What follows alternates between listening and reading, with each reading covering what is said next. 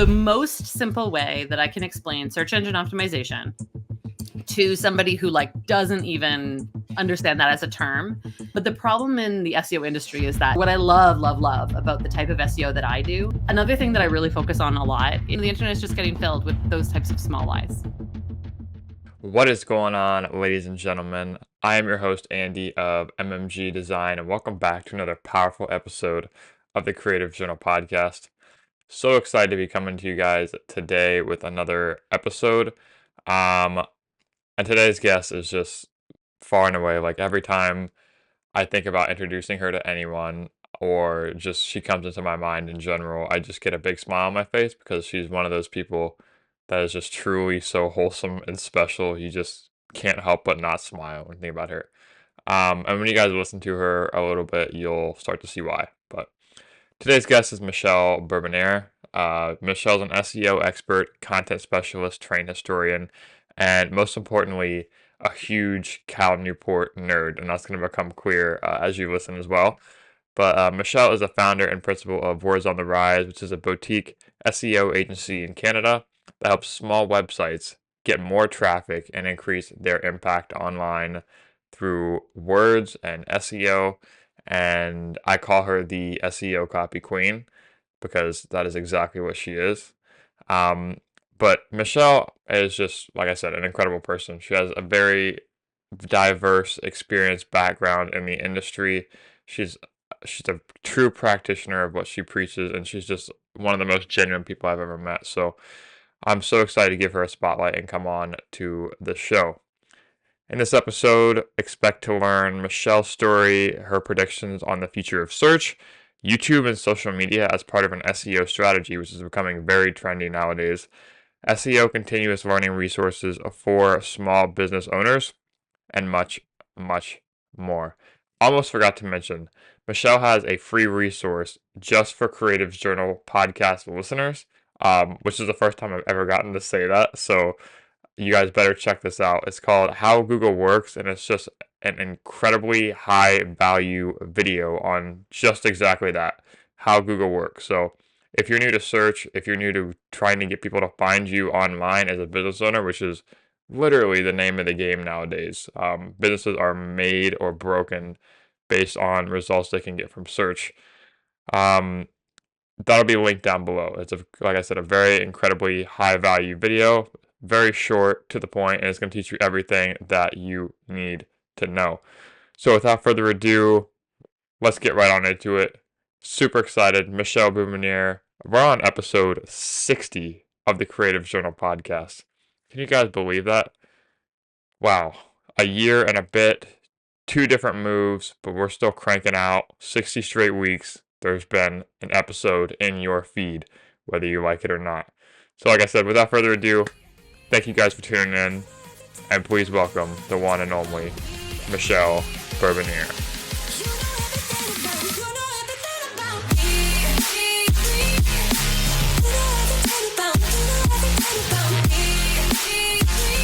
But Michelle, welcome to the show. Tell us all about yourself. I know you're Canadian.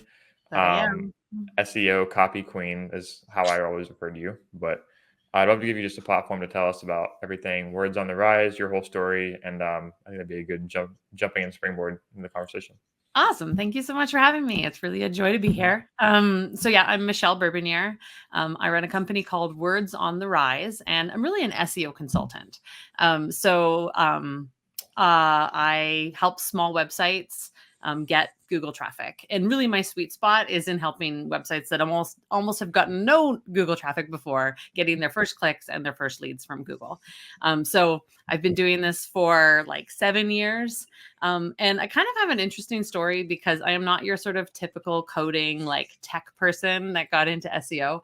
I came here kind of via a different route. So I'm actually a trained historian. And when I graduated, I thought, well, there's not a lot I can do with this history degree. And so I trained as an editor. So I was editing books and I was editing articles. And then a friend of mine came and she had a website. And, as best friends do, if you have a website and you're kind of a words person, you help them out. So I was editing her website, and I was just floored by, after we changed the words on her websites, or on her one website, how much Google noticed. And so then it was just Mhm. like, to me, that was just like the rabbit hole, to recognize that words were this real superpower when it came to Google understanding or not understanding content on the internet. Then I Mhm. just had to know more. And so that's how I really got into SEO, is like via the words and via the content. And from my experience, most SEOs really don't come at it that way. Like, they're going to tell you, most SEOs will tell you about like page speed and technical stuff. And I think that's absolutely important for really big sites and really important for like enterprise level sites. But for small sites, most of the time is really in the words. And so that's the Mhm. type of SEO I do. I'm really a content SEO that basically does SEO for websites, but really just using words. Mhm. Yeah, I love that. And like one of the biggest reasons I kind of want to talk to you today is because like when I first came across you in pro, like almost a year over a year ago today now, is the usually you kind of broke my brain around the conception of like SEO specialist. Um, and as someone who is like genuinely enamored with the craft of it and the words part of it, and I think by kind of building your brand around words and copy, you can kind of make it a lot more practical and tangible rather than like a traditional SEO is like focused, very results focused, maybe if that's the main service people are offering, Mhm. um, rather than like being generally enamored, like, okay, this is words are the method in order to get the result downstream. And you can focus on the practical application of that rather than promising results. I think it's a lot more, makes it a lot more tangible, especially a complex topic like that. But how is your been in the game a long time? So like, how is the in a good way? You're very young, obviously, um, and how is like the perception of how you explain it change? Because it is kind of this abstract topic, and that's why I thought you were really good at like making that seem tangible. So how is your communication process around this? How like say you're explaining it to a business owner for the first time, and how do you make it seem something that you can other people can see the value in? So you might notice that I don't have the words like search engine optimization or even digital marketing in my Mhm. business name, like very Yeah. much on purpose, right? Because like, what do people know about search engine optimization or SEO? They know that they get a lot of spam emails that involve Mhm. search engine Yeah, optimization and SEO, right? Like, it's really exactly. perceived as a sketchy industry, and like frankly, a lot of the industry is sketchy. Mhm. So the most simple way that I can explain search engine optimization to somebody who like doesn't even understand that as a term, as I say that I edit websites so that Google understands them better. Like, that's pretty Mhm. much what I do. And edit websites so that they rank better.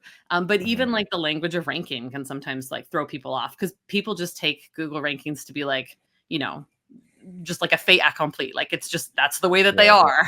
Mhm. And so that's the most simple way that I've been able to explain it to people. And, people don't give me funny looks when I say that. So that seems like it's a good sign. Um, Mhm. but yeah, it's talking about how, you can get free Google traffic. It's a thing. Like, Google does have traffic that they send to websites every single day. That's free. Mhm. You don't have to pay for it. But getting people to a place where they understand that it's more the words, especially with all like how easy it is to get a simple website up these days, right? Like, it's Mhm. just not difficult to make a website that's crawlable, or Mhm. even just Exactly. posted, right? Like, there's lots of services that will do that for you. And most of Mhm. them are pretty good outside of the box. So like, a lot of that technical stuff, it's just rare that I come across a site that really needs technical help.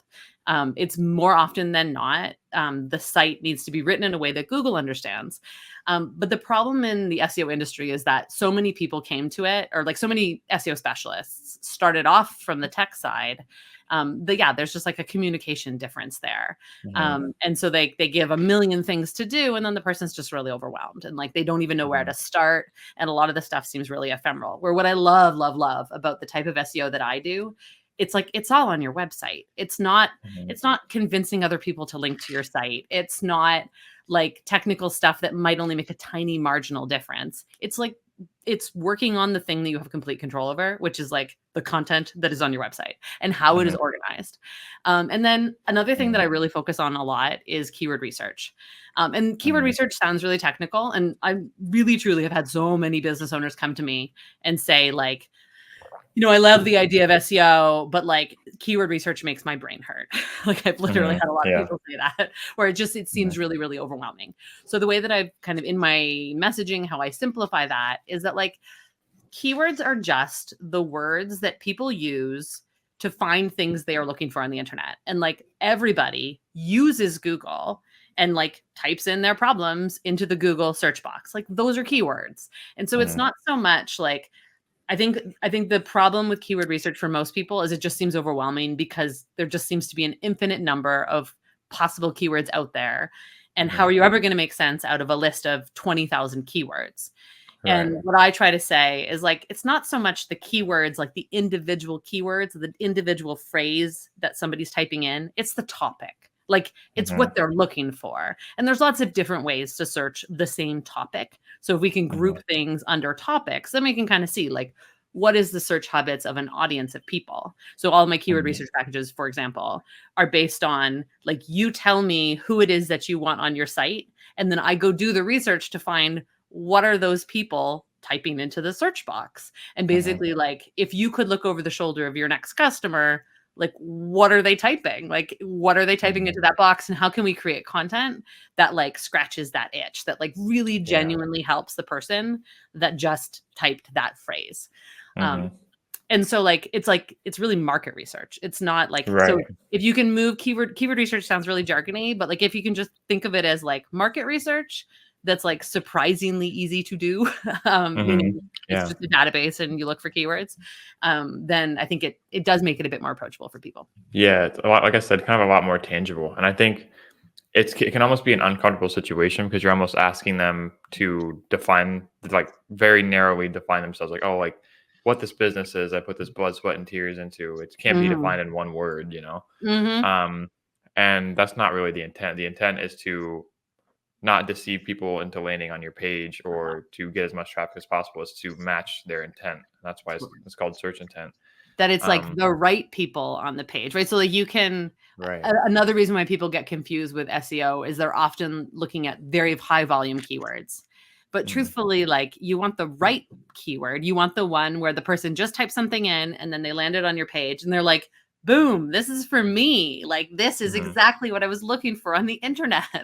And those Yeah. are that's the stuff that's gonna convert, right? Like, that's where Mhm. they're gonna stay on your page forever. They're gonna, like, read every page on your site because they found something that they maybe weren't even expecting existed. Mhm. And like that match, like going after specific, I mean, jargony, but long tail keywords, but like more Yeah. specific keywords that like exactly match what somebody's looking for rather than going for like something that's broad, but people end up just leaving because yeah, like you tricked them there. Or you Mhm. tricked Google into ranking you for that thing. Right. It's much better to go after the thing that you really are. But the one thing that's really tough is that, it's just the curse of the expert. And I'm just as bad at this as everybody else that like when you own your own business, you know it inside and out. And it's really Mhm. hard to get outside of yourself and imagine what somebody who just realized that they needed this thing would Mhm. be typing, right? Like Right. it's so hard to remember what it's like to not know. And so Mhm. that's where like keyword research is helpful Yeah. and like, doing interviews with their clients and lots of other things too. But um Mhm. getting to be able to get out of your own kind of biases in terms of language and finding those words that like somebody who's getting, who's just starting the buying journey is using, like that's kind of really Mhm. key. Yeah, wow. And I mean, even as we're talking, I'm kind of realizing that it's so much more expansive into knowing the bit, like, practical business principles, like not just knowing your customer, but knowing them well enough to, like, really get inside their head and what they're actually searching. And Mhm. that's why I think, like, feedback like that, having someone who's actually a fresh perspective, like, okay, you don't know me, you don't know my business, you don't know, like, what's your first perception and what downstream it would those words manifest, saying that we just had a conversation, we just talked to each other. Mhm. What are the words that are manifested from that, and how would you type that into Google? And then that's how Totally. people find you.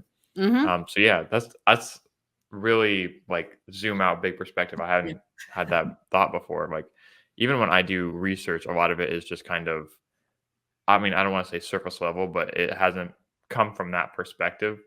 Um, as far as like matching people at the very beginning of because it isn't even like it doesn't. It's obviously industry matched. It is industry relevant, Mhm. but it could be different for every website, every industry. And how much, Michelle, how much do you factor in like the website itself versus the services they offer, or how do you like balance all the inputs that go into like forcing this? So you meet with a business owner, Mhm. they probably have their, and I mean, tell me if this sounds familiar. They have a different intention and idea of their business than is reality. And that's like you said, like curse of the expert. Mhm. So how do you like present that, but then also take all of these inputs that whether it's the industry, the structure of their existing website, Mhm. um, and just create something and that will help them get found or just create the best thing possible for them. So I have a couple different ways depending on whether their site exists today. Like if they already have a site, then that's one of the inputs, right? Like we need to look and see Mhm, what the site is naturally ranking for. Because like I mhm, would never want to go in and have them lose something that they already had gained, right? Even if they don't know that they're ranking for those keywords, I want to make sure that they continue to rank for the keywords that are valuable that they were already ranking for. So that's one mhm, input if they already have an existing site. But then I do interviews. So like I've been doing interviews for so long that I now feel quite confident that in a mhm, 45-minute conversation, I can get the information that I need to be able to go find the right keywords for that site. And I mhm, sometimes joke like, and it's actually why I love what I do so much is that like mhm. every week I'm working on a new and completely different industry. Like Yeah. I have done this for semiconductor packaging companies. I've done this for an Huh. abstract artist, web design, and all the regular ones like web designers and consultants and executive coaches, Yeah. and the things that people do on the internet more commonly. Uh-huh. Um, Mhm. Medical device manufacturing. So like just to say that everybody uses the internet. And so even though I actually have a lot of fun now because I've been in it long enough that it's Yeah. fun for me when somebody says I do medical device manufacturing because I can just play like the student, right? Like I don't have to Mhm, pretend like I know anything about medical device manufacturing going in, but I know how to mhm, ask the questions and kind of pull out of them what are the things that I really need to know about this industry and how somebody buys in this industry so that I can find the words that are matching it. Um, hmm, and so that is, I mean, really talking to them about their buying process, like, and in that case, it was like regulatory stuff, right? Like it's really like stuff that of course no one would know unless they're in the industry. right. Um, Yeah. and then of course competitive research. That's the other, like, the secret of keyword research is often too that you're probably not the first website on the internet that does that thing. Mhm, And so I mhm, can always find a website, often a really big website. So for example, the abstract artist, like there's a huge I think it's called Artsy, and it's like they sell lots and lots of different artists, like fine art on the internet. mhm, And so like they were a very useful source for me to sort of like get into that industry and understand some of the search habits of somebody who's mhm. about to buy art on the internet. Okay. So that's one of the real ways that you can do it. But yeah, I Okay. do interviews at the beginning. I do really broad keyword research. It's basically you go broad, you find everything, and then you whittle it down. And so Mhm. then you whittle it Yeah. down to like what's really relevant. So for an existing site, I'm probably doing content planning for them and finding topics that they could write about, kind of really broad, and finding like a whole universe of things that they could be writing about that would interest their audience. Mhm, For a new site, I'm often doing what I made it up. It's not a real word, an SEO page plan. And mhm, so that's me planning out the SEO foundations of a new site. So it's like, this is what you should be targeting on your homepage. Okay. I think you need 3 service pages, and this is the target keyword cluster for each of them. And then I give like, page title and like words to integrate and basically like instructions, like a recipe for writing mhm, each of those pages. And so then they bring that to their mhm, copywriter or they write that themselves, kind of following the instructions. So mhm. that's what I do for a new site. Nice. Wow. I can tell you have your process and your communication dialed down, and obviously that's very important. So, like to anyone listening, like if your SEO consultant is not doing that, then they're not living up to their standards. Thank you. Um, but yeah, it's like I said, it's one of those moments where taking those inputs of like how the process works is just so important because if you go to someone else, and this is true with any industry, especially marketing, because so much of it is communication. Mhm. And I've heard a lot of people say you want to view not as sales, but as education and communication, and just focus on like how can I make these dense topics much more practical and tangible. Mhm. Um, and I think that's a big challenge with any industry because you want to find that line where you're you portray yourself as the expert and you're giving advice, you're the consultant, but Mhm. you're not portraying all this dense information and using these complex language. And Mhm. that's something that I know I'm always training myself on. I think that's relevant to any service provider in any industry when you're communicating with customers or people that are raising their hand to do business with you. So Mhm. I think it's really powerful. And I think, like, I have an unfair advantage. I don't think in my actual, like, speaking, I am, like, simple enough, but, like, having a background in editing, like, I write and then edit Mhm. and edit and edit and edit. So, like, my first drafts of anything are way too jargony, way too long, really long sentences. Mhm. But, it's always all good writing is done in the editing. And so to me, that's like, I don't worry so much about what the first draft looks like. I Yeah. know that I can come back the next day and like it gets better, 10% better 5 times gets you to where you need to go with copy. And Yeah. also getting an outside opinion, like having somebody who's not involved. And then I work with some amazing copywriters. Like I do SEO for other copywriters. Mhm. And like having an outside perspective, like copywriters are worth their weight in gold, really, because they Mhm. can they can do that outside thing for you, and they're not burdened by the curse of the expert, but they talk to your customers and then they figure out like what do your customers need to hear in order to feel comfortable buying from you. Yeah. And I like very recently just came across the value in like really good copy. I actually experienced it. And it's almost one of those things where you overlook before because like, oh, language is language. But then when you Mhm. actually take a moment to read everything all the way through, Mhm. it's so obvious whether it was, I mean, obviously like AI generated, that's very obvious, or if Mhm. someone like really put craft into it. I have Michelle, I have a friend, Maria, and she like really, I introduced you, yeah, I remember. Yeah, yeah. We're Um, meeting next but week. seriously, Yeah. okay, cool.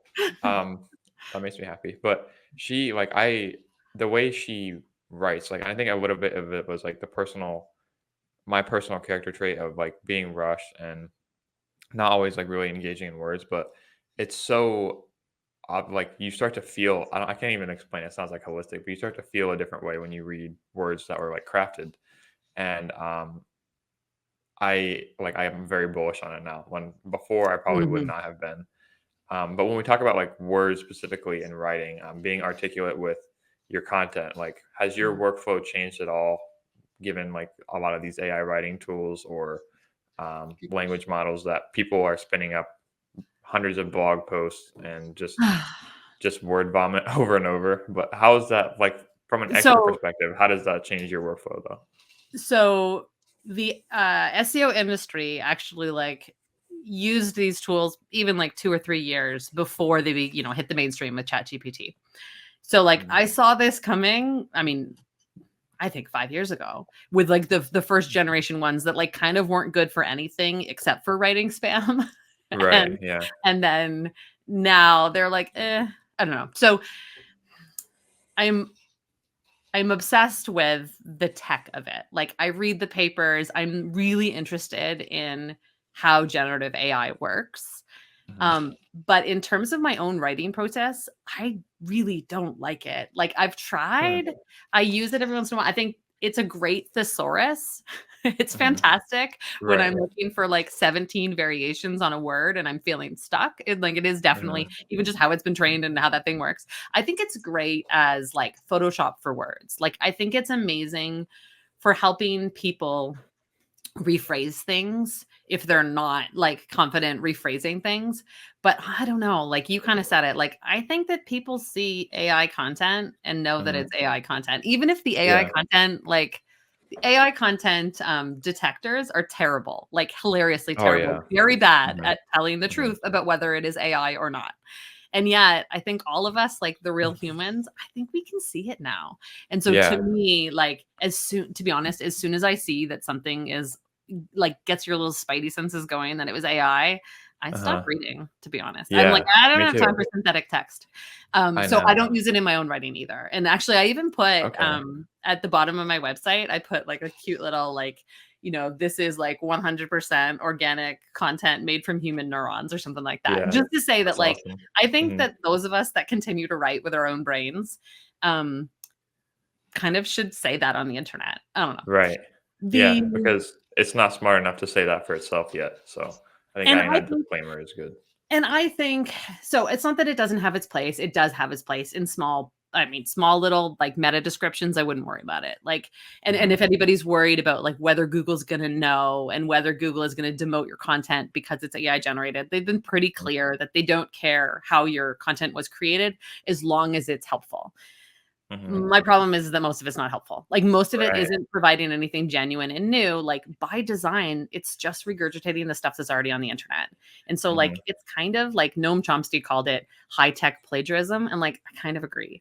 And Mm. so Yeah. it's not I just don't think it's there yet. I'm not Yeah. anti-AI. I don't find it personally useful, and whenever I read it, I think, "Do you really care about your audience enough? Like, you didn't Yeah. even write it." I Right, don't know. dude. So I don't much, know how yeah, to so talk much about AI without, like, just sounding like a complete downer, but that's yeah. basically my actual take. Yeah, no, I love that. I mean, and I think you can kind of like, as an external barometer, you can kind of tell someone's own skill with writing and words based on their response to it. Mm, Like, people see something that's AI generated and like, "Man, that's so incredible." Like, I'm so enamored with how I was able to write all this so fast. mhm. And then, um yeah, and then it ends up just being garbage, and it's almost like they can't tell sometimes, and I see it myself too, is I'm not high and mighty with, like, other things, but when you actually take a moment to read it, you can just kind of realize that, like, okay, like, it feels like social media almost. It's like you're wasting your time as you're reading it. Um, but yeah, I love that term high-tech plagiarism too. I think because by definition too, if you think about it, it can really only aggregate what already exists. And it gives you an average version of it. Like, it's not even the best Yeah, of the internet, right? It's just consensus. And, like, I yeah, kind of feel like if it was already out there on the internet on some level, it's like it's this kind of banal answer that's, like, not wrong, but not right. And then mhm, sometimes it's just wrong. And, like, that's actually more right. common than people think. Like, Yeah. so I'll give an example because I did try to use it once, and it's a good example. Mhm, So mhm. I have a newsletter about SEO, and I made a personal, because I'm a total geek. I made a personal commitment to myself that I would not send out a newsletter without at least one footnote, because I'm an Mhm. academic. And so Mhm. every email of mine has at least one footnote. And so I was quoting The Art of SEO, which is a really great SEO book. It's a great SEO book. And so I went to ChatGPT because I was lazy. And I was like, write me, MLA style citation for Art of SEO, pages such and such and such and such. And it spits out a citation for The Art of SEO. And I look at it and I think, okay, yeah, that looks good. I just didn't want to actually take out the Chicago manual style and like figure it out. Mhm. And then I looked and I was like, oh, I had no idea that Rand Fishkin was one of the co-authors on The Art of SEO. And I look over to my hard copy of the book, and sure enough, Rand Fishkin is not one of the co-authors. But like the way it works is like it doesn't understand what a citation is. It doesn't understand that like there's only one correct citation. It just thought, oh, here's a list of 3 SEOs. You know what might go after it? Rand Fishkin, a very well-known Yeah, SEO. And I was like, isn't that like a perfect example of how it lies? It just like right. throws Rand Fishkin into all the SEO books, and I'm sure Rand Fishkin would like that. But it's just like it's such a small lie that's like Mm. I had to look at the book and think, did he? And he's not, Yeah, right? But like how many, the internet is just getting filled with those types of small lies. right. It's like, where's the line almost? So, like, you can yeah, I love that. So, yeah, wow. Yeah, small lie. Like, even if you, like, hear someone in person too, and they, like, kind of stretch the truth a little bit, and that borderline of trust starts to wear away, and then usually it is nothing but downhill from there. Agreed. I think just taking the lessons away from that, it's a big And thing. like generations after us are going to have a really hard time figuring out who really did write The Art of SEO, right? Mhm. I It's just know. like it's just polluting stuff. So, anyways, that's why it to me it's just to do the kind of fact checking that's necessary to responsibly put AI stuff out on the internet. It's easier to just write it yourself. That's what I think. Right. Yeah, and I think, I mean, especially if there's a dedication to valuing your customers and audience's time, like that can't be Mhm, overstated. If you want them to read something and you didn't even put the time in to write it, then I mhm. think that's a big precedent about maybe the rest of the business as a whole. So I think it's a good place to start for sure. But what is it's something I'm kind of like, so Tim Ferriss does this thing where he like zooms in and zooms out. So like day to day, and then like why does Michelle think how she thinks? And I'm trying to do that. I always try to do that. Not very as effectively as him, but um, so like, what does your kind of day to day look like Mm, in terms of career and entrepreneurship? You were a trained historian, and now you have your own business. You mhm, are, in the trenches with business owners. So mhm. how have you kind of applied your own business lessons? What does a day in the life look like for you?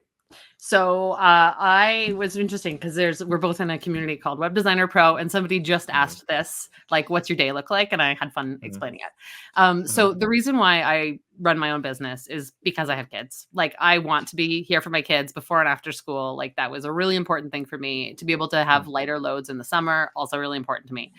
mhm, So I work school hours. Like, I really work intensively in school hours, and I've always worked by myself. Like, doing a PhD is very much a solo endeavor. So I have no trouble staying on task when I'm home. That's fine. nice. So in the mornings, I tend to do deep client work. So I'm like a huge proponent. I love like Cal Newport. Anything Cal Newport Mm, has written, I have read and implemented in my life. yeah, So deep work is amazing, and so I do that in the mornings because I'm a morning person. So to me, like I literally think of it as like spending my brain power. So in the morning, I'm like doing anything, writing, thinking, research, editing, like the types of stuff that really like I can just zone in and like do that deep work that just I live for deep work like that. mhm, So I do that in the mornings when I'm fresh. I mhm, start to wane kind of midday. And then that's when I kind of move into admin. So I'll do emails. I mhm, do all most of my meetings are all in the afternoon for that reason. I can do meetings when I'm not in the morning. Like that's totally fine. I can do a couple meetings a day without getting too tired. mhm, yeah, And then I pretty much end at 3 o'clock every day. And honestly, the days that for whatever reason I can go longer, I always think, oh, I really like my days that end at 3. Like I really mhm, actually can't go till yeah, 5. yeah, That's always kind of funny to realize I'm in my 40s to realize, oh, well, I actually can't work past 3 very well. And then I also organize so I work on like pretty specific projects with people. mhm, So most SEO companies are much bigger than me. I'm really just a solopreneur and I'm like mhm, love it that way. So mhm, most SEO companies will do something to the extent of like, sign you on for a package. It might be even like a 12-month package. And they'll basically say, we'll do your SEO and we'll take it from here. Like, you can trust us type thing. And mhm, I'm quite different. Like for me, all of my packages are sort of standalone packages where I'm doing keyword research for somebody and then I'm showing them how to implement it, or I'm planning out mhm, blog posts for them and I'm sending them like instructions on how to write blog posts. So I'm much more like deliverables based. And mhm, so most of my projects are things that I can accomplish in 1 week. So I kind of work on like a VIP model where I tend to pick up a mhm, new set of projects on Tuesday and then they're all due on Monday. And so I basically spend a week working on projects and I love it because I mean, I typically book up even a month or two in advance. And so that means that I'm only ever really focusing in on one company at a time. Like I'm not trying to think about 8 different companies. I'm like mhm. intense on that one project until it's done, hand it off, and then like move on to the next one the next week. Hmm, Another thing that interesting.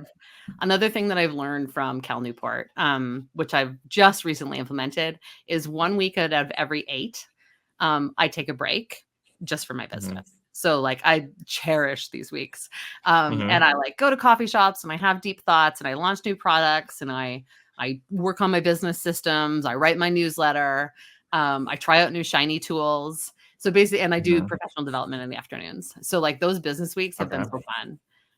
And what I've Hmm, realized is if I do client work and business work at the same time, the client work will always take precedence and I never get to my mhm, business work. So like exactly. Mhm. doing my business work 1 week out of 8 has worked for me. Wow, yeah, so wow, yeah, that's awesome. So, like, Cal Newport, first of all, Mhm. you are among friends.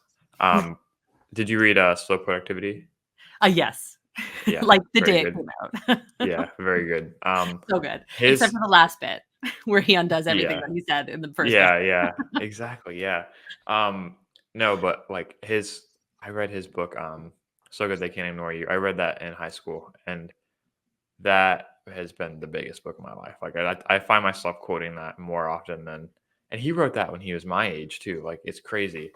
Um, but yeah, and I agree with a lot of his principles too. It's just, I haven't done as well as implementing them as I would like to, and I want to embody the person that can do the deep work a lot longer, and I can. It's just the setting aside and really prioritizing it. But I think like yeah, I love that like the once in every 8 weeks. I love that approach to it, and also like the new it kind of balances like the long term projects with the shorter term, and it makes it more because you have like the holistic view of like what the schedule is. And I mean, I'm as with Mhm. anything in the world, I know it's not as regimented as like, okay, 1 week pick up. And I'm sure you have it down Mhm. very well. Um, but like, I like the idea of having a new project, something new that you can dive into to keep it fresh, keep it Mhm. engaging. Um, so how many like different companies would you work with in a year if it's or is it recurring projects for the same ones? So You must some have like an people insane inbound then. so I must admit I work with a lot of companies. I recently like kind of cleared out my clients folder for like people that I was even surprised by the amount of different companies or websites that I've worked on over 2 years. I get a lot of my clients through like referrals from web designers. So like Uh, often people come to their web designer saying I want some SEO, and then the web designer says, I don't know about that.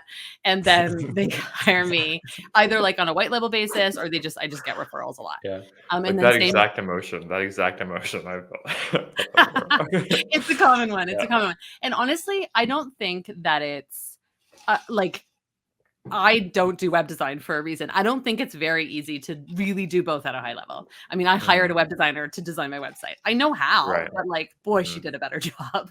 yeah, So yeah, just to say, I this is a full job doing the SEO thing. So, anyways, yeah, I get a lot of clients from web designers and copywriters. Basically, the same thing with copywriters, right? People come to them, and then they can sell a copy that's already been SEO optimized. And a lot of copywriters like me because I have a copy background, so like I don't ruin their words. A mhm, lot of copywriters don't like it when you change their headlines in ways that make them unpersuasive. yeah, And so that's how I get most of my clients, is mostly through referrals, and then just referrals from other people that I've worked with. And so yeah, I typically work. I mean, in any given week, I'm working on two big projects.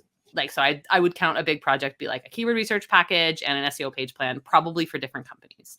And then I have like kind of one-offs that tend to happen for other companies as well. So I do have people that come back to me month to month as I plan out one piece of content each month, or we've decided that I'm going to optimize 8 pages on their website and I'm going to do 2 a month until it's done. So I certainly do have projects like mhm, that are ongoing.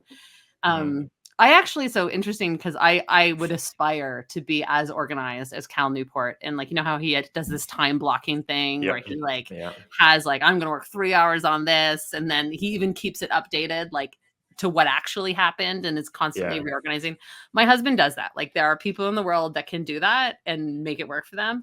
I can't. mhm, So to yeah, me, it's like my block is a week. mhm, And then it just works. So I know how much I can get done in a week. And then I just don't mhm, block. I don't book any more than I can achieve in a week. And then if that week's full, I just go to the next week and I book that one. So yeah, I'm probably mhm. working with at least 10 different websites or 10 different clients in a month. Um, Oh my god. yeah. But I'm not designing the whole Wow. website. Like you're designing the website Right, and doing the yeah, logo and doing the writing and really managing a project. Mine is yeah, just one piece of that broader thing. And so it's more manageable, I think. yeah, but there's something to be said too about, like, I don't wanna use the word efficiency, but um, getting exposed to more people, like, having more people like, if I think it does a lot for, Mhm. like, really refining your process and more people have gone through it, and you can kind of know the main pain points, know the process, know Mhm. what people get a lot of value in, what resonates well, what you're saying. Um, so I think reps like that are really big, but Mhm. And mm, for me, keeping the list of products or services that I offer relatively small has been huge. Like there's lots of things that I can do, and like quietly for some amazing clients that have been with me for 5 years, I do some services that I don't offer publicly. But having like a pretty specific list of things that I do, and then just having great referral partners for stuff that is not in my wheelhouse. So like I know lots Yeah. of people now, so I can send people off to somebody who's better for them for a particular thing that I just don't have the capacity to do. And I found that like keeping it to like a set list of services means that I can be more clear on my website, means that I can be more clear with who I help and who I don't help. But it's also just like logistically for me, I like have those products nailed down. Like I know how to do that. I know the steps that I go through, and like I always get a good result at the end. And so like the anxiety of like, will it work, kind of goes away when you're like, okay, I've literally done this 100 times. I know how this is done. And like Yeah. at the end, I'm always proud. And so Yeah. knowing that each of my products now, like the packages that I have are kind of at that level, it like just makes my life less anxious.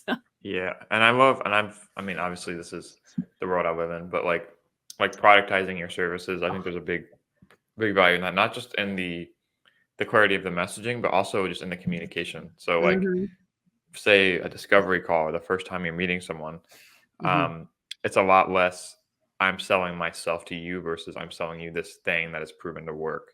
I think mhm, that's a big mindset shift I've had personally is when you can just sell it for what it is. It's on the website, it's already there. mhm, Like I'm not coming up with on the fly. I'm not tailoring something to meet your exact needs, mhm. which you do in the process of it. You just don't advertise it that way. Yes. Um, and I don't think it makes a big difference in the consumer. It doesn't. It's not devalued in the consumer's mind if it's like this is what this is. It's just is it right for me? Is it not right for me? And what's the feeling that I get when it's being explained? And it's Um, it's proving that you're the expert that you are, right? Like, giving the prescription of what they need is a big part of having them trust you because, like, you've done it before, you know what should be included. And mhm, and yes, of course, like, I have these packages, but on an actual call, something specific will come up. They'll have a question about something. I'll say, "Okay, yeah, I'll make sure that we address that in the package as well." Like, they are custom in the end of the day. yeah. But I do think that there's productizing services has been really powerful for me. And just Hmm. saves me doing everything custom or like writing proposals for days on end. Um, I really, really love being able to like, having been done it long enough to know the basic things that people need. And like, especially in SEO, like I feel like it's a bit more concrete with web design and logo design and branding. Those are like Hmm. categories that people have spent some time thinking about. Like they know they Yeah. need a website. Right. Yeah. Where SEO is so ephemeral. Like, Hmm. they don't know whether they need an SEO audit or a keyword research. Like, of course not. Right. Why would they? And so, like, it's really my Hmm. job to guide them to the one that they need for where they are right now. And having those things kind of ready to go means that I don't have to kind of reinvent the wheel each time. Hmm. Yeah. Wow. So good. Yeah, that's awesome. How far in advance have you ever been booked out? So, I know you probably have a pretty good a pretty good system for prioritizing projects, and I know even with some clients, I'm younger, but to the game and just getting started, but I see a lot of times people want to work at different times, whether it's for Mhm. budget reasons or it's for it's just not really a good time right now, or I need this done now. Um, Mhm. so how do you kind of I guess it's more of an overarching topic of communication, but how do you communicate your schedule and how far out in advance have you booked yourself? So I for years now I have been booked out at least 1 month in advance. So I can pretty much tell people. I always like whenever I'm meeting somebody new and a discovery call, I do mention. I said, just to let you know, I usually book up 1 month in advance. But once I Mhm. get to your project, I can offer a quick turnaround. So I do a sort of like, then I'll explain. I start the project and you'll get the results a week later. So most people are fine with that. And SEO, a little bit unlike web design, is rarely an emergency. Like there's just not Right. SEO is such a slow game that it kind of doesn't matter if we start today. Mhm. So that hasn't been too much of a problem. There are a couple services that I offer with quick turnarounds because it is actually so like I do a copy boost. We haven't really talked about my copy stuff, but I do like a copy boost video where I'll go through a page of somebody and give them basically copy editing advice about how to get the copy to the next level. And I do that one with a quick turnaround because I don't want to be the one holding up somebody with their copy. I know how hard it is Mhm. to write copy. So I Yeah. leave slots to make sure that I can do those like kind of last minute as necessary. Mhm. And then the other one is the SEO page plans. Like I admit that I do squeeze those ones in sometimes because it kind of needs to be done before the site and people have launch dates that they need to do. So Yeah. sometimes I squeeze those in, but most of the time people are pretty happy to wait. Like it hasn't really been an issue. And I think there comes a point where even I start getting embarrassed having to say how long somebody is going to have to wait. There was a point last year, actually, when I launched my newsletter. I was like, oh, Mhm. everybody wants it all at once. Yeah. And so when I launched my new brand and then I launched my newsletter, there was a point there where I was making people wait, like, I think 3 months. And people were still saying yes. But yeah, that felt uncomfortable. I got to be honest, that felt uncomfortable. I did not like telling people that they were going to have to wait that long. But It's a good yeah, problem to have, though. it is. I mean, and I can't complain. My life is, my revenue stays more or less the same month to month. I appreciate that. It is a good problem, but like I do have empathy that like who wants to wait 3 months? That sucks. right. But I also don't. I mean, it's still Cal Newport. I know Mhm. that the difference between me loving my job and loving my life and thinking, why do I do this? Is really Mhm. honestly saying yes one too many times. Like just Hmm. saying yes and getting like saying yes when I should have said no, or Yeah. saying yes to a certain week when I should have, put it later. Yeah. I do hold things for people. So like if somebody is thinking about it, I'll hold it for a while. I'll, give them some time to choose. And then because I typically have other people coming in, so sometimes I can offer things that are a little quicker turnaround, because Mhm. something might open up that was previously held. But yeah, Mm. but really, Yeah. it was my, like, when I opened this, I remember sitting around a table with like an entrepreneurs, kind of like it was all mompreneurs, Uh-huh. and people had goals for their businesses. This is like probably 7 years ago now. And I remember people had some really outrageous goals. Like there was, people there that had some pretty crazy ideas about where they wanted their business to go. And I literally said out loud, I want to earn a living wage and be booked out 2 months. And like I Nice. did that. So I'm quite proud Uh-huh. of that. And I was like, yeah, that's what Hmm. I want. So being booked out 2 months was my goal and done. Dude, oh my gosh, that's so good. And that's the concept of having enough, people, and there's a lot of, I think it's more common for people just getting started, but you see Mhm, the allure of like business owners and you see the flashy stuff, and I know everyone talks about the flashy stuff, but mhm, what actually is enough, and it's mhm, just kind of finding that line where you can maintain happiness and sustainability. I think a big part of it is just knowing that people get value out of what you do. I think that just makes the whole life thing a lot easier. mhm. And I mean, when I first started full time 6 months ago, as of the beginning of this month, so February 1st, it was so much on the side of not being able to do what I want to do and adding value. It was so much outbound and networking and doing the nitty gritty and just every day. And then like finally towards recently, I'm now booked out for finally for like 2 weeks, 3 weeks. And I have like projects and I'm communicating and I'm adding value. I feel like what I'm doing is actually a lot Mhm, more validated and you're getting feedback from it. It's like you're mhm. actually creating something versus going to a bunch of events all day, talking to new people, but then it's all very surface level. Um, but Yeah, having your own thing that you go back to and add value, I think that's a big part that people miss, is that when there's the allure of just more and more and more, I think you can shift the focus towards fulfillment rather than trying to. I mean, because there's always people that have raised their hands for you, and servicing them is always more important than finding the next person. Um, totally. And I think in my personal life story, I like made a pretty big choice for work-life balance pretty early on. Like mhm, I did a PhD at Stanford and I spent like a lot of time around really high-powered people. And mhm, and I knew I loved it. Absolutely loved it. What a beautiful place to do a degree. Enjoyed every minute. It was so fun. mhm, But I also knew that I didn't want that life forever. And so like yeah, that high-powered life to me was so fun at a certain time in my life, but like with a family, like I just didn't want to do that forever. And so like my family, we made a choice to come back to Canada where we're from to like kind of prioritize work-life balance. And so to me it's a bit of a no-brainer that I'm doing mm, it this way because like I did have a taste of that other thing and it was yeah, really fun, but I knew it wasn't sustainable for me. Like it just yeah, wasn't. yeah. And you're gonna know. You're never gonna wonder, like what that was Mhm. like. I think you struck me as a very self-aware person, and I think that is And of all the people that I talk to and try and learn from, like that, I see, especially the people that I look up to and I would view as successful, that seems to be a very common trait, Mm. is that there's always for them that's kind of baked in, and they recognize that it's almost like choosing in advance what you're going to suck at is the phrase to it. But if you know what you're not optimizing for, it's a lot easier to make peace with that. And I Uh-huh. think that's important for your business. I think it's important for your own personal fulfillment as well. Um, and yeah, so I really see that in you, and it's very, very admirable. So kudos. Thank you. But now, like back to the more practical side of things, like we talked a little bit about AI and copy and so Mhm. forth.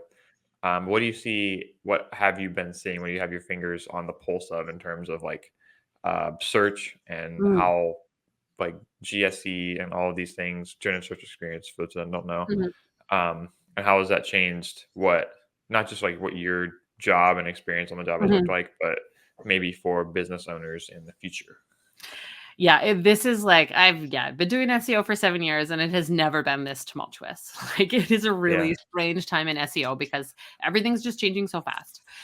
So to kind of back up slightly in case either people aren't in the United States, they haven't seen this yet, or Hmm. if they just haven't been paying attention, Google in the United States, and I think now starting Google in the United States, and I think now starting in the UK, is starting to show what's called AI overviews at the top of the search results. So it's basically like on some searches, when you use Google, the number one result is actually AI generated. And so it's trying to answer your question with some bullet points and some paragraphs that are written by AI. And it's augmented by the search results. So like in the technical sense, they're kind of like doing that search for you behind the scenes, summarizing it in some way at the top of summarizing and rephrasing it at the top of the page and kind of hoping that you get your answer quickly through an AI generated result. And then they Hmm. append on citations that are links to the internet of where they ostensibly got the information from. If you read the patents, I have a bit of a quibble with how they put those together because they really Hmm. do generate the result and then go find the citations. And like I taught Hmm. how to write in Huh. university for many years, and that is literally what we tell people not to do. Like Yeah. you're not supposed to write your essay and then go find citations that support your points. You're supposed to Yeah. do the research and then write the essay. And like the search generative Yeah. experience like I works never thought really about it like that. That's yeah. well, and also Never thought to ask it's that. very prone, right? So like think about it. Like if Mhm. what you're trying to do is going and corroborating information on the internet, Mhm. then you can always find somebody that's going to say on the internet the Right. thing that you thought, right? Right. Like it's Yeah. It's the so you can leading find question. anything to validate. Yeah. Anything to validate your hypothesis. Yeah. So the SEO world, of course, is all up in a Twitter, literally in a Twitter, about AI overviews and how terrible they are for click through rates and how they're stealing all of our content and just rephrasing it. And isn't that plagiarism? I'm like, probably is. But Mhm. also, I mean, I got to say, I lost some sleep over it at certain parts in the last 2 years. Mhm. But also, like, it is above my pay scale. Like, this is not Mhm. something that a small business owner has any really control over at all. Mhm. And so really now it's a matter of just doing SEO slightly differently. Like it's just a new search feature, right? There was featured snippets. We all learned how to optimize text so that we could grab the featured snippet. That was the old answer box at the top of the text. This is just a Mhm. new and expanded answer box, and we're all going to have to learn how to optimize for them. Mhm. Until very, very recently, I don't think anybody knew how to optimize for them. They were quite random in the things that they were citing. Like the things Mhm. that they were citing were quite often not in the top 100 results. And so Wow. ranking well in Google wasn't really the ticket to being cited in the search results. But Mhm. following people in literally the last week since this new Google update that's happening right now, there's an August core update that's going on. It seems now that there's more of a correlation between ranking and being cited. So at least that. But I got to say, like, I am tracking it. I am paying attention to it. So far, none of my sites have been significantly affected in terms of click-through rates. Like there's no effect on the businesses of anybody that I've been working with, but like I Mhm. am watching it because Yeah. people just read the if people are happy with the generative result and never click through to the website, well then they're not going to buy. And so Right. like it's just an important thing to pay attention to. And I think that it's the new world. Like this is how it's going, and we don't really have control over Google and how it decides to put its search results together. And so optimizing for it, I think, is really the only thing that people can do. Yeah, and I think it puts into perspective too. Like even as you were just saying that, it makes me think how much we do that in other areas of life. Like how much we're always catering to changes that we have so little control over. And I think it's a good analogy for life in general. Mm-hmm. Is when this big scary hurdle of a thing comes up, whether it's a threat to your industry or just something that is going to take a lot of time to learn and will Mm-hmm. change your day to day. Mm-hmm. To actually like lean into that, I think it's a really positive sign. And I think the people that are, that don't like try and resist change like that. I know that sounds very Mm-hmm. traditional, but it should be exciting no matter what it is because Mm-hmm. seeing new things as an opportunity, and whether it's the very technical things of just research and learning to adapt to it, and then making it fun is Mm-hmm. another thing too. I mean, Well, and I've what? loved optimizing for SEO, right? Like to me, this is like Yeah, the ultimate game, right? Like you change words on the internet, Google notices, yeah, you get hmm like positive rewards in traffic because you're ranking higher than before. You change another thing, hmm you get the featured snippet. It's so fun. And so hmm for me, I mean, it really is, as long as like there is a logic to it, like we'll figure it out. And just to hmm say that like it'll be possible to optimize for those things as well. It's just a bit of a learning curve. But that's kind of why I got into SEO, right? Like I like hmm the constantly kind of learning new tricks, and it is literally always changing, and that to me is really fun. Like that is hmm actually a lot of why I did it. This is just a really big change, as changes in yeah, SEO goes. This is the biggest one I've seen.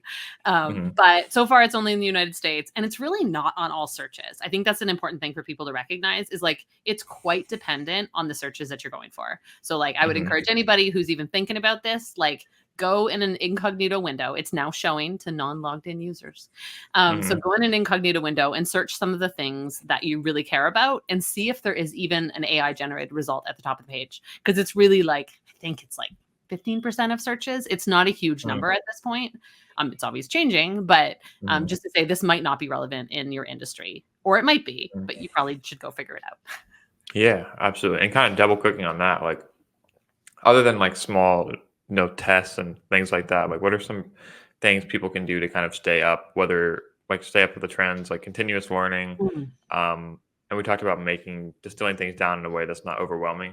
Mm-hmm. But what's the layman's version of staying up to date while also not Mm. overwhelming themselves? Is it kind of running small tests like this, or is it just kind of um, reading an actual novel and then becoming an expert on it? Because like you said, this stuff does change a lot. So what are the best practices for staying current? So aside from AI overviews, which I think is a pretty big change, Mhm. really the fundamentals of SEO are the same as they have been since I started, right? Like it's Mhm. clear titles to your articles that describe what's inside. Like some of the quickest wins in SEO are honestly changing the title on your article so that it is somewhat descriptive and hits on a keyword that you're going after, and Mhm. making sure that the article itself covers many of the subtopics that somebody is interested in if they just typed in that Yeah. thing. Mhm. So all the basics of optimizations, like if somebody's looking for kind of basic how to do SEO on their pages, I mean, there's an amazing resource called learningseo.io. Mhm. And it is all free resources. It's constantly up to date with new resources, and it's run by Lydia Solis, who's like a very well-known SEO and super generous in how she's Mhm. put it all together. And every link there is free. Like there's not a link to a paid resource Nice. on there. So you can really learn Nice. SEO using free resources. And the one thing I would tell people not to do is Google like specific SEO topics, like how to optimize my page. Probably those Uh-huh. results are terrible because SEOs Yeah. know how to game them. So like go to like a trusted directory or source, and like learningseo.io would be a great place to Yeah. start. Yeah, we'll link that Because below. you wouldn't believe all the spam about SEO there is in the SEO Mhm. world. Yeah. Um, so actually that's what I do when I'm in online communities. I feel like one of the things that I can offer is trusted resources. Mhm. Like to Yep. me, like I know how to find the articles and the sources on the internet that are like, yes, this is good information. If you follow this, it will go well. Yeah. And so yeah, anyways, learningseo.io is a really great and always up to date source. Who Mhm. else? And then really like looking at like some of the big names to follow, like Rand Fishkin, Lily Ray. Like there's people on Twitter who kind of tweet about trying to think of some others, but yeah, there's some really great people that kind of at least keep you up to date with the major changes. And that's kind of how I do it. And then there's the learningseo.io. She has a newsletter as well called SEO FOMO, which I really love. And that's another good kind of like keeping you up to date. But really the basics don't really change. So like reading The Art of SEO is a bit nerdy, but I love Content Chemistry by Andy Crestodina. That's an amazing book about writing for the web. Quite holistic, colorful as well. Lots of great graphics. What else? Can't think of any other offhand right now. But yeah, there's lots of good resources for learning this stuff. The Ahrefs blog as well. They have some really good training. A lot of the SEO tools have some of the best training. Of course, they're selling their tool, but they'll also tell you how to do it without the tool. And so that they tend to have really good resources as well. Yeah, that's true. And yeah, that's more than enough. Well, obviously we'll link all that below. I should pitch my own thing too.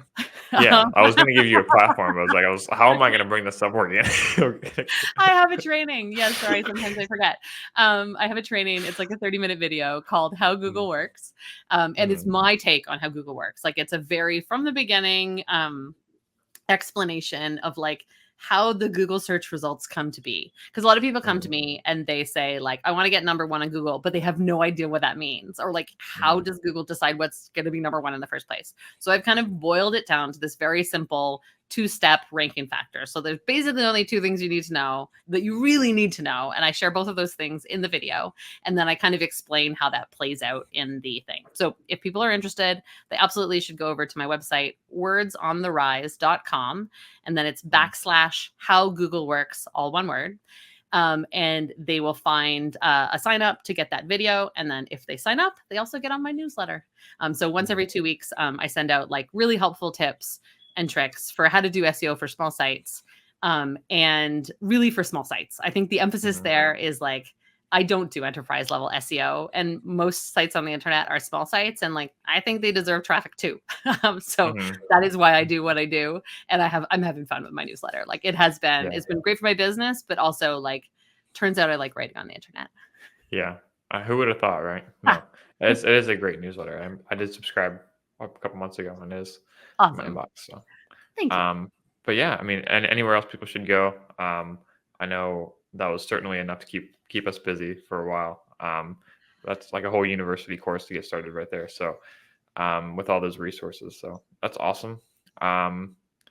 Yeah, dude, like thank you so much for coming on. Obviously this was the highlight of my day. I mean, you're very well spoken, very elaborate, and like even tactical knowledge aside, which obviously you are very versed in.